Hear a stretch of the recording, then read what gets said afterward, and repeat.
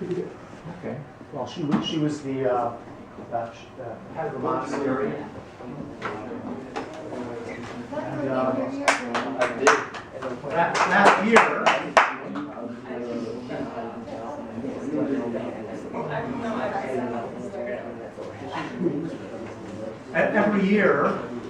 every year, I'm bound as a priest to make a retreat to get away for a time. And Corey, I'm speaking, okay? Thank you. I'm bound as a priest under canon law to make a retreat to get away and pray, concentrate on my spiritual life. And 2 years ago, I made a retreat at the monastery of St. Walburga in northern Colorado, just south of the border of Wyoming. Benedictine nuns there, taking their inspiration from St. Walburga, whose feast we celebrated today, or a couple of days ago, actually, it was. And the nuns there, they're Benedictine nuns, and they pray and sing the divine office, the psalms every day. I get up and sing with them in the mornings and the evenings. And the motto, does anyone know the motto of St. Benedict? It's a famous motto in regard to what they're all about, kind of encapsulating their Seth, no eating in class and close your laptop, okay? Thank you. You're welcome. Continue onward. Thanks. And the nuns there, as I said, are Benedictines. St. Benedict's motto is Ora et labora, pray and work. And they prayed and worked. They raised animals, especially cows. I saw my first calf born there. In fact, I helped one of the sisters right after the calf was born to take it out of the field and put it in a separate pen with its mother. And what I found was interesting is that all the heifers, does anyone know what a heifer is? Oh, a cow. Like a heifer, like a herd. It's a cow.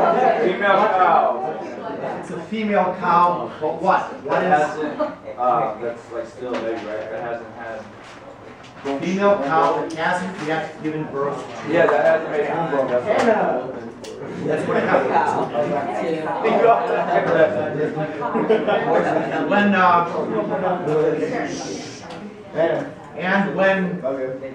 When this cow is giving birth to a calf, right after it gave birth, all the heifers came over to watch. It was like they were curious at seeing this phenomenon. All the older cows that had given birth already, they really didn't pay attention. But all the heifers came over, they were watching, those with calves themselves. It's like, okay, we're going to undergo this in a short while as soon as we give birth to our calves. I thought that was interesting. St. Catherine of Siena, I'll say something about her. St. Catherine of Siena, she was a mystic. She wrote a very famous work called the Dialogue of St. Catherine. And it was basically communications given to her. She would ask God questions, and God would give her knowledge, and she communicated that to a secretary who wrote things down, and filled with much wisdom about God and God's will and His providence and Jesus Christ. And I read that book when I was about halfway through law school, and I was prepared to quit law school then and enter the priesthood, because I read the book and I thought, I found the truth. She's describing God and God's will and Jesus Christ.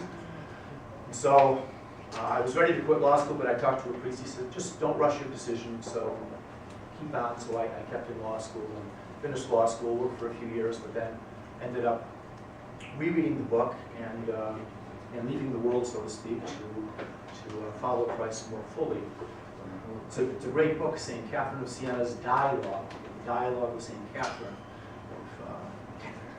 If any of you ever have the desire to read a good spiritual work, it's will affect you, hopefully in a good way, as it affected me.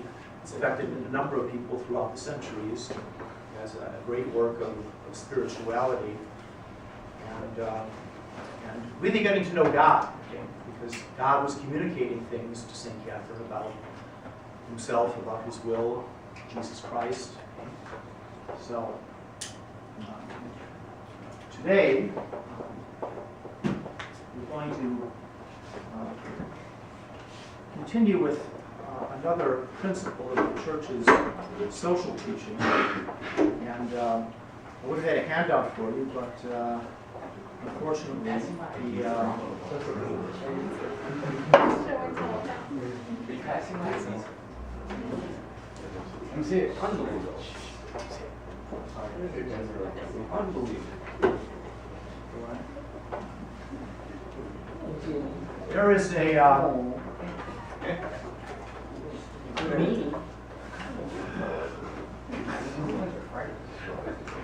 But if we double pay.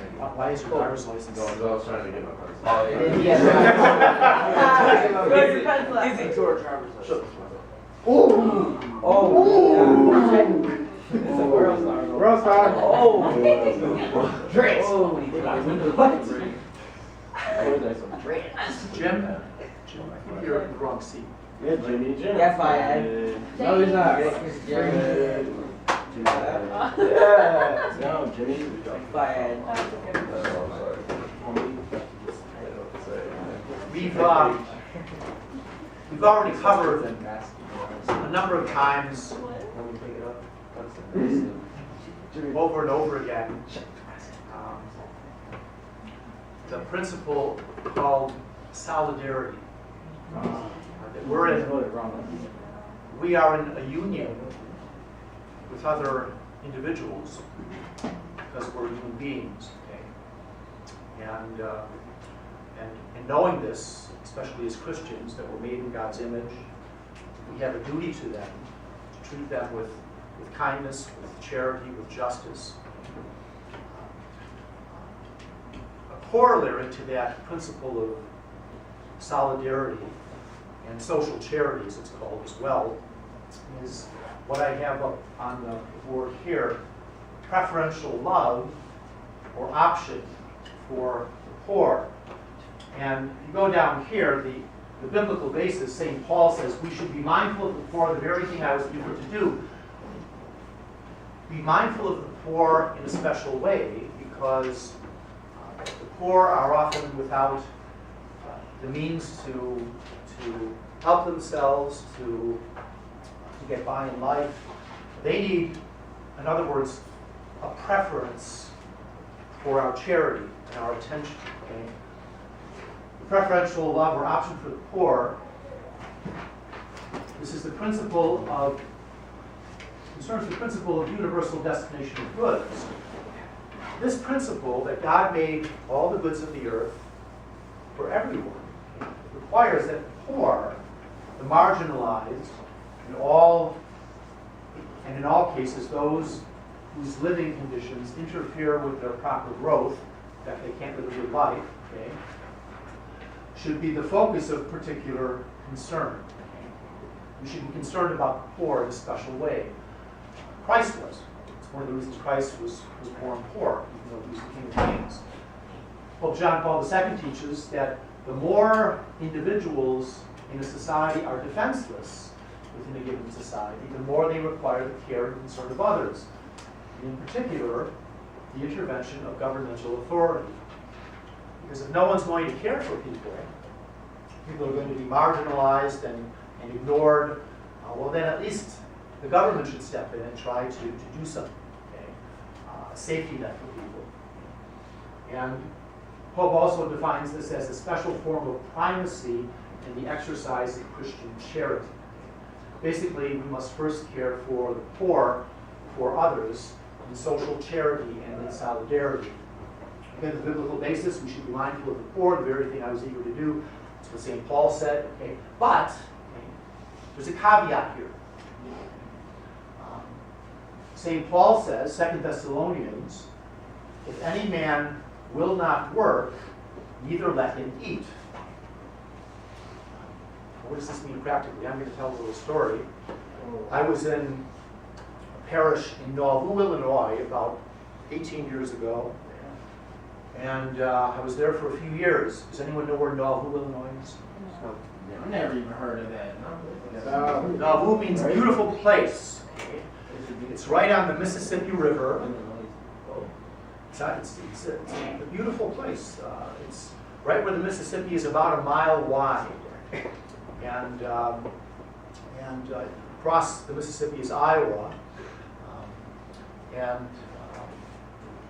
Back in the 1800s, it became a large settlement because a fellow named Joseph Smith settled there. Joseph Smith was the founder of the Mormons, and they're called the Church of Jesus Christ of the Latter-day Saints. It's kind of misleading because they're not really Christians, the Mormons. They claim to be, but they're not. They're polytheists. They're a strange mixture of the Bible and Joseph Smith's own theology. Yes. Can't they be married like a lot of people? They can be. They practice polygamy too. That's what Joseph Smith did. Okay. Yes. So this is okay with the Mormons. Okay. And you don't get married like really young. Not necessarily, but they can get married. A man can have many wives. A woman can't have many husbands, but a man can have many wives because if you're a good Mormon male, you will become a god and populate your own world. Okay. The women, they get something else. I don't know what. Anyway, Joseph Smith settled in Nauvoo with his group back in the 1840s. Okay, and his community grew for some reason. People liked this idea. I think men liked it especially because they could have many wives. And Joseph Smith was killed, he and his brother, in the late 1840s. And people were dissatisfied with a number of things. There are different stories why he was killed. But anyway, a fellow named Brigham Young picked up most of the people and went west. They moved to Utah. Joseph Smith's son moved a group to Independence, Missouri. So there are two Mormon groups. Anyway, the Mormons returned I think it was the 1950s or 60s, and they started to buy land and kind of restore what they consider Nauvoo to be a holy land for them. Okay? Right after I left Nauvoo, they rebuilt their temple, and you can go there and see the Mormon temple in Nauvoo. Anyway, it's a tourist spot, and when I got there, because the Mormons were providing tourist activities for their religion, okay? You had a lot of travelers come through, and a man came knocking at my door one day at my rectory, and he wanted money, some help to put him up in a hotel and buy him a meal for the day. And he gave me a long, convoluted story about how he was coming from Southern Illinois and going up to Minnesota. And usually when their stories are a little convoluted and too filled with details, I tend not to believe them because they're kind of making things up as they go along. I've had that experience, and I think that was the experience, or that was the truth with this fellow, because after he told me his need, that he's traveling, he has no place to stay, no food to eat, I said, well, are you a believer in our Lord Jesus Christ? He said, yeah, I am. I said, good. I said, so am I. I said, St. Paul says, if any man will not work, he should not eat. And when this fellow came up to my door, he was walking with a little limp, and he told me that he had been a painter and he had fallen, and his leg was injured, and that was another part of his story, his long story, why he couldn't work and hold a job down because of his leg. Okay? And I said, but I have a bench out in back of my rectory, and this bench, a long bench, the paint is flaking off. I said, I can give you a scraper, you scrape that off and you paint that up. It'll be maybe 3-4 hours of work. But if you do that, I will pay you. I'll give you $30 to go down to the hotel and buy you a meal. And he told me, he says, well, he says, my arm was hurt too when I had this fall. Okay? And I said, listen, I looked him right in the eye, I said, you don't want to work for this pay, do you? And he bowed his head, he just shook his head, he said, no. And I said, goodbye. I said, I'll see you. Okay? So he walked away, and if someone is not willing to work, we shouldn't just feed them. If they're able to work, and I think this man was, I think he was giving me a line as you say. Okay? Well, we have no obligation to help people if they won't take it upon themselves to do what they can. If people can work and they're being lazy, that's why St. Paul says, well, if someone's they're not willing to work, they're unwilling to work, in other words, well, let them starve, basically, because they won't starve. Finally, when the hunger pains begin to increase, they'll say, well, I guess I have to work, and they'll work. So we don't want to just give handouts to people without some responsibility. Okay? That's very biblical. So, on the one hand, we want to help the poor if we can. I've helped a lot of people that have come to me, and people on the streets and things like this. If I really see they're in need, I'll do them something. I'll try to help them out. I can tell another story. Back when I was in law school, I was working in downtown Chicago at a law firm. It was summers, and I was walking across one of the bridges for the Chicago River, and there was a guy out there saying, hey, I need some help. Okay? So I didn't have much money in law school, but I helped him out. I pulled out a couple of bucks. I said, here you go. And then the next day I'm walking to work, and I see him out there again. The next day and the next day, and he's asking me for money. And I said, listen, you're just a panhandler, are you? I said, you're out here every day doing this. I said, I'm not going to give you any more money because you should be working. Smoking, because people can make hundreds of dollars if you're in Chicago, busy intersection, so to speak, and saying I'm poor, I need help. Well, fool me once, but you're not going to fool me again. I'm not going to keep giving someone money if they're able to work, and this guy was healthy, so I just told him no. So the Christian way to look at this is, we want to assist those who are destitute, those who are marginalized, those who are really poor. St. Paul says, be mindful of the poor. However, St. Paul was a realist. We're not going to support laziness, slothfulness. If someone is not willing to work and do a job, don't give them anything. And they'll turn their thinking around after some time. Okay? So we just have to be prudent on how we assist people.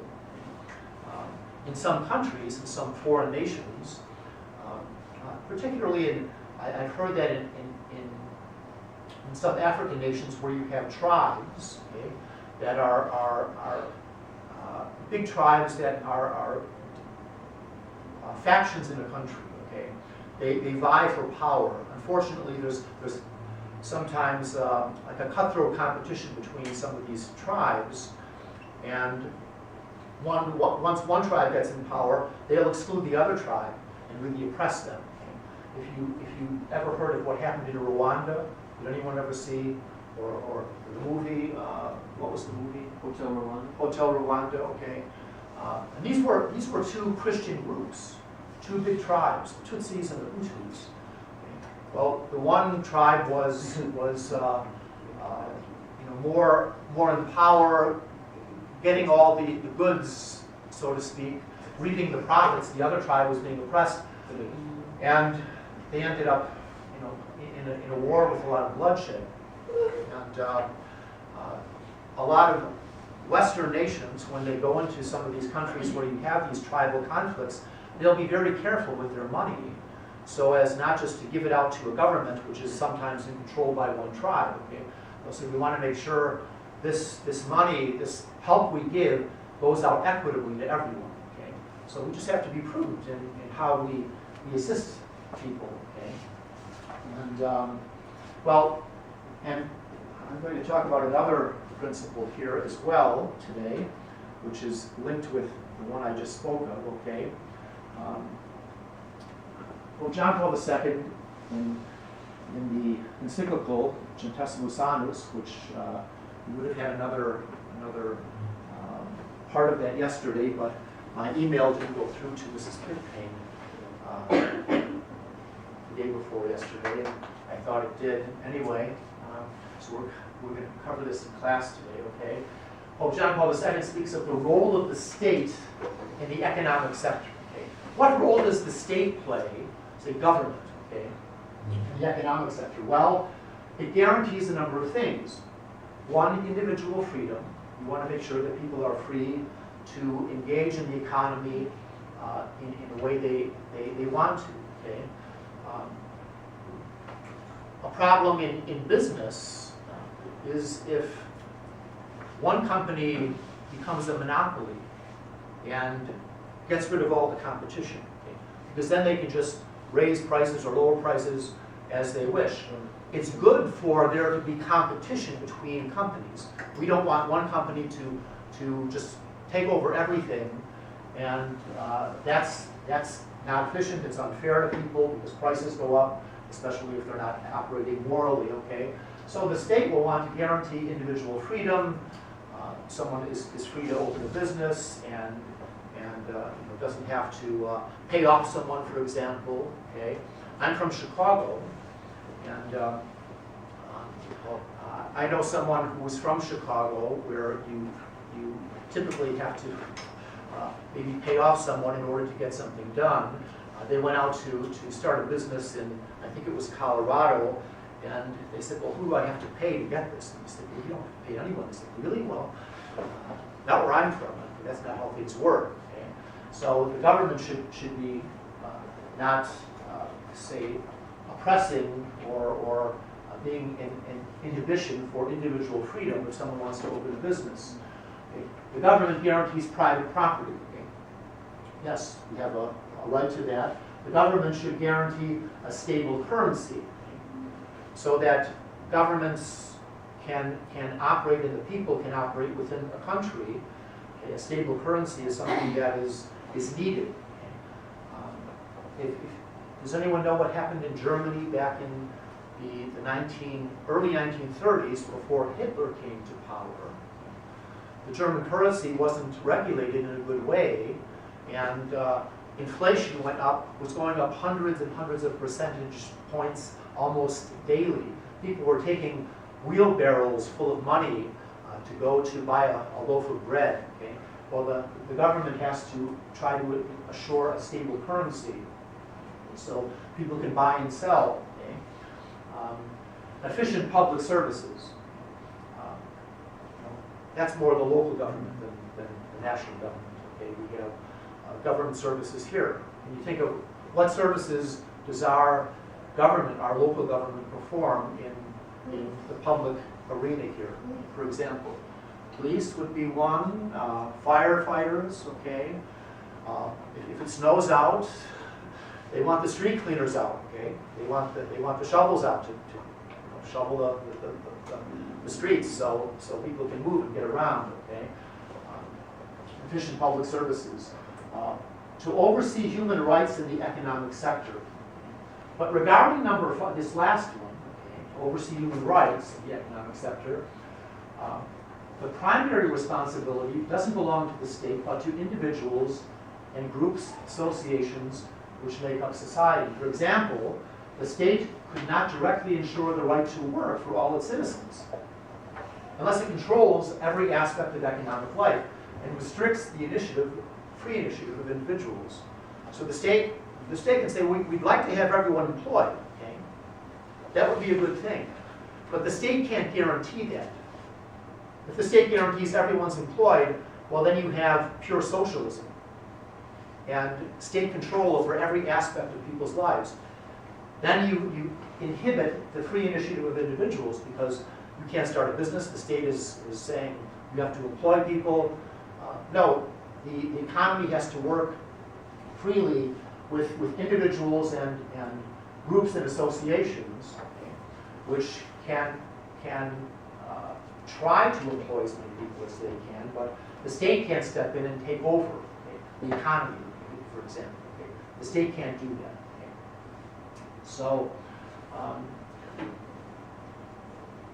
along with this idea is on the bottom another principle of subsidiarity. Now you have seen this if you've answered those questions on Thursday. I think it was last Thursday. They dealt with this principle of subsidiarity. Does anyone know what a subsidiary is? If you have a big company, say a multinational corporation may have a subsidiary. Do you know what that is? It's a smaller branch of the larger company.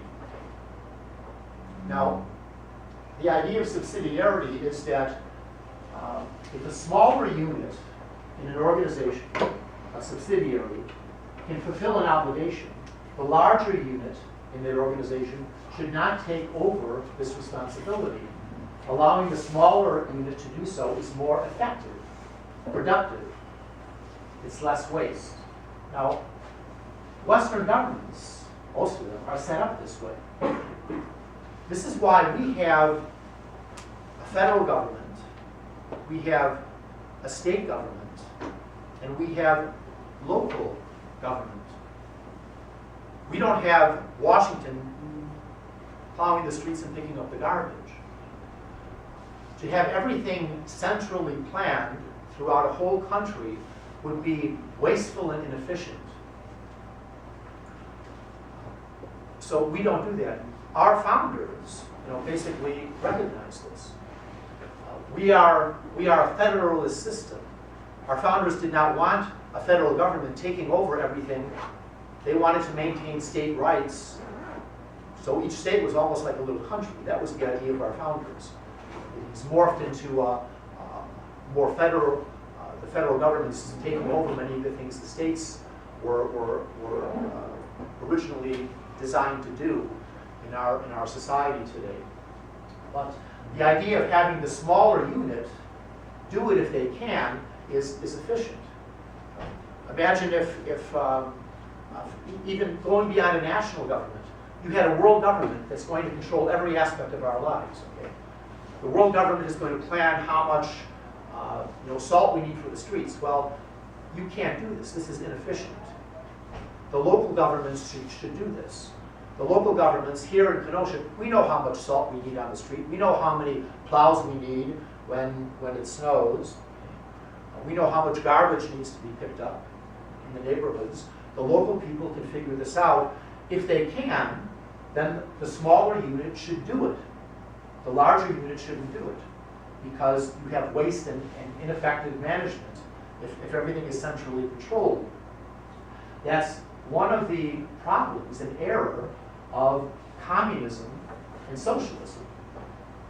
In Russia, you had the 5-year plan. Everything was planned for 5 years. Every aspect of people's lives, manufacturing, how much output they would have for their factories. Well, it was grossly inefficient. And that's why economically, socialism, communism doesn't work. It crumbled. It couldn't work as well as the free enterprise system in the United States than in Western European countries. Okay? Also, this is the era of the welfare state. That everything is planned centrally. This results in inefficiency, waste, as well as, this is from the Pope, okay, a loss of human energies and an inordinate increase of public agencies. We'll have all these public agencies controlling everything, which are dominated more by bureaucratic ways of thinking than by concern for serving their clients, and which are accompanied by an enormous increase in spending. Well, if you're familiar with the debates going on in our government, okay, this is central to the debate right now in our government about how to operate, social programs effectively. Okay? We don't want to have our federal government in Washington controlling every aspect of people's lives, and more and more public agencies which are distant from people. Someone in Washington is planning every aspect of how people are going to be helped. No, people should be helped on a local level. We know what needs are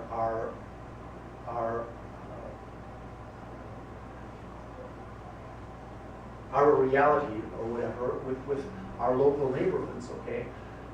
We know on our block, or we should know on our block, okay, if someone is in need of something and be willing to help them. Government in Washington shouldn't be stepping in and overseeing things that people in their own neighborhoods, in their own local communities can do and help people with, because that is inefficient. It's a lot of waste and a lot of bureaucracy. That is really what socialism is. Okay? Now, you have a tension here between two groups. Okay? One saying that, well, we need more and more government, okay, federal government, to be helping the poor, and others saying, well, no, we have to pay attention to this principle of subsidiarity and allow the local governments or state governments, okay, to control their own ways they help those who are in need. And here's another quote, kind of the very famous one from Pope Pius XI in his 1931 encyclical Quadragesimo Anno on the 40th anniversary of Pope Leo XIII's encyclical of 1891. He says, just as it is gravely wrong to take from individuals what they can accomplish by their own initiative and industry and give it to the community, we wouldn't want to do that, okay? If we can accomplish things on our own, we don't want to give it to the community to do. No, that would be gravely wrong, okay? Also, it is an injustice and at the same time a grave evil and disturbance of right order to assign to a greater and higher association what lesser and subordinate organizations can do. For every social activity ought of its very nature to furnish help to the members of this body social and never destroy and absorb them. So we don't want big government taking over every aspect of people's lives. Now, with this principle that I've just gone over, there is a burning issue right now that's been going on for a couple of years now in regard to health. We have a national health care system now. It's the Affordable Care Act. Some people call it Obamacare because he pushed this. Actually, this was floated back in the early 90s by Hillary Clinton, and it sputtered out and died because people were opposed to it. This was passed by a narrow margin. People are vehemently fighting over this now, okay? How should we administer health care to people? Should it be the federal government is in control of all the health care, or should local people, local governments try to assist people if they're in need? Okay? That's the debate that's going on right now. It's still a debate. It's a debate in Congress. You have people in Congress right now, because the Congress versus the Senate, okay, the representatives, they want to throw out the whole Obamacare law.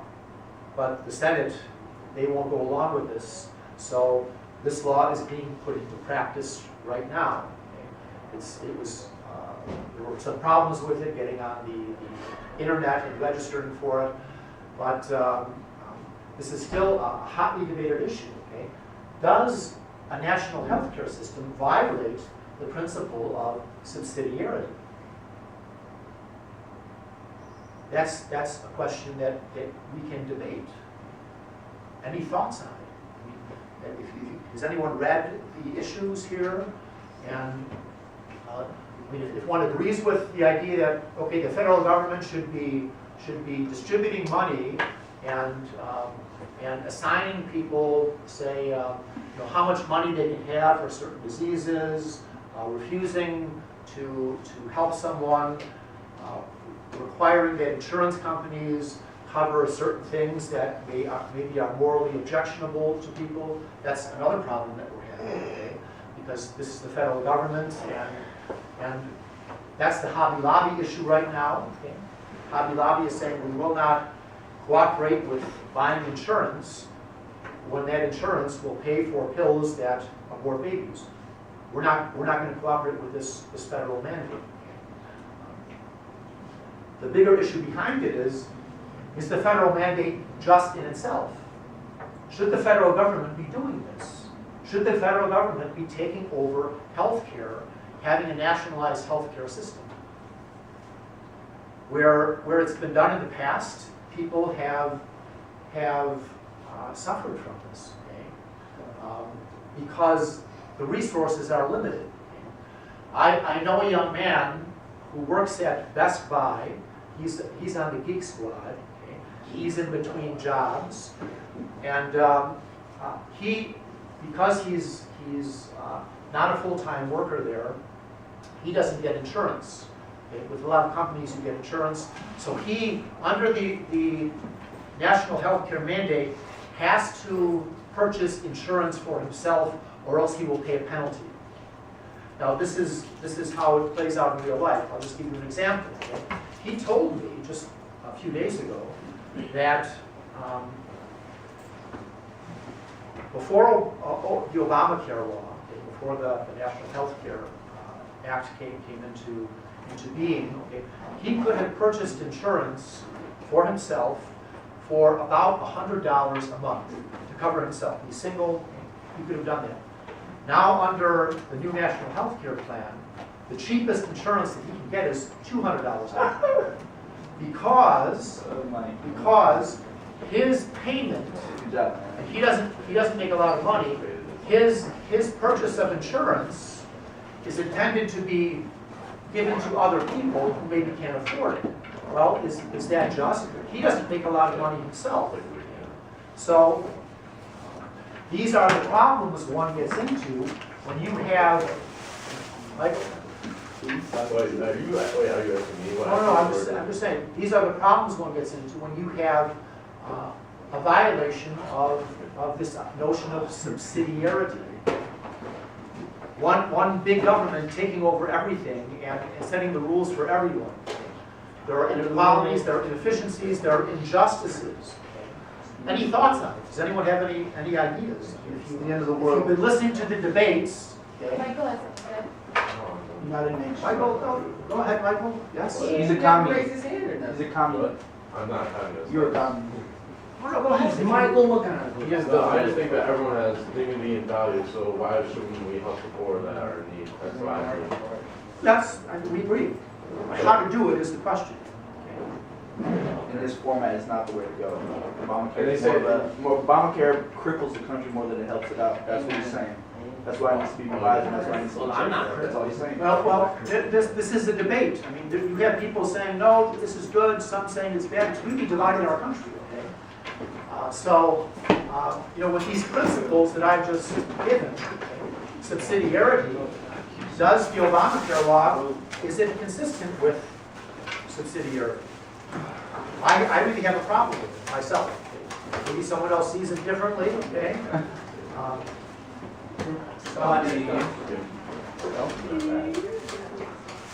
It's something that is worth talking about and debating. I